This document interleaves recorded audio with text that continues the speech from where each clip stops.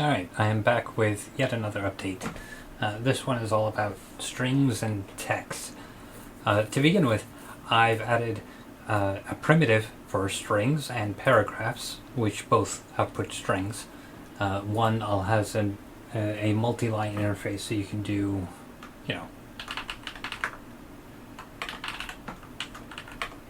multi-line input. Whereas this one's just a straight up single line. I added both because why not? Both of them have a character count output, so it outputs integer. Additionally, for those of you who had used a glyph, and originally it had a little text box like this, but it has a little pop-up now, so you can actually edit it in a bigger viewing window. And same goes for the paragraph editor. You can edit it here, and it will output into that without having to squeeze into a little tiny window. So that's nice. So that's just the little cosmetic things I've done.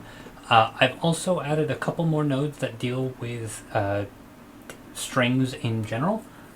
There is a concatenate, which just puts two strings together, so it'll be like the first, the second, and then the separator. If you leave the separator empty, it'll be just, have them thrown together, but you can merge them into a thing. I might make this a dynamic length input, so like you could have multiples in the same thing instead of having to chain them together. Haven't decided. Let me know what you think.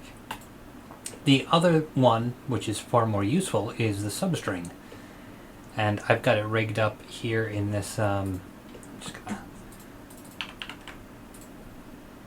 this radial array here. So let's talk about the shape in general. This is all your geometric stuff that's just making the shape, and then we have this one circle that has the text path, and it's just full of lorem ipsum, and that's your outer text track here. In fact, make them blue. So that's your text along path, and again, you get the big editor. Nothing's really changed there except you have the character count. I added that. But now there's just a flat up plain text instead of text on a path. And pretty much the same thing, except obviously you don't need the path. And in this case, what I've done is so we've got this all kind of piped into a polygon array, and this is what makes them laid out this way. In fact, if I turn off align to path, you'll see how they can, so piped into a polygon array, and we have a circle, which is, these little circles all around here, and the text. And what I've done is I've taken the sequence from the polygon array, piped that into an integer, going from 0 to 6. So on the first go, it's 0, 1, 2, 3, etc., etc. That's what integer iterators do when piped into a sequence, or piped from a sequence. And what I've done is I've piped that into a substring. So the way that substring works is you give it a string input. In this case, I just, the first 7 characters. And the substring gives you, a small slice of a string.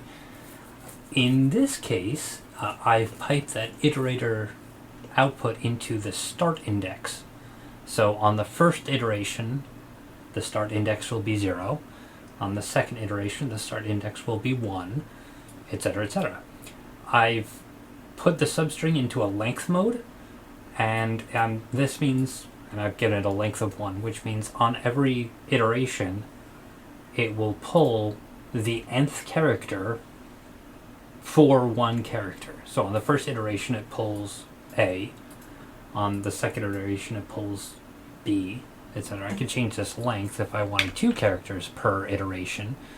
Of course, it'll look funky because there's only 7 characters, but still. So that's what that does. But you can also change the mode for the substring, so instead you can give it an end index. And the way this works is it'll count from the end. So if you give it 0, it'll go from the start index to the end of the string. So I could say a start index of 3 and end of 0, that'll pull C, D, E, F, G, I think, yeah. And you can say, give me the end of -2, and that'll pull from the second from the end. In this case, it'll be C, D, E, I think, if my math holds up. It's a little bit different from usual convention because 0 means end of string, not start of string, when you have it in the end index, so it's a little bit different. I tend to use the length because that's easier to work with in iterators, so yeah, that's why that's default. But you have both options. So that's how substrings work. And in this case, what it's basically doing is pulling one character per glyph here, or per symbol, which is why I added substring.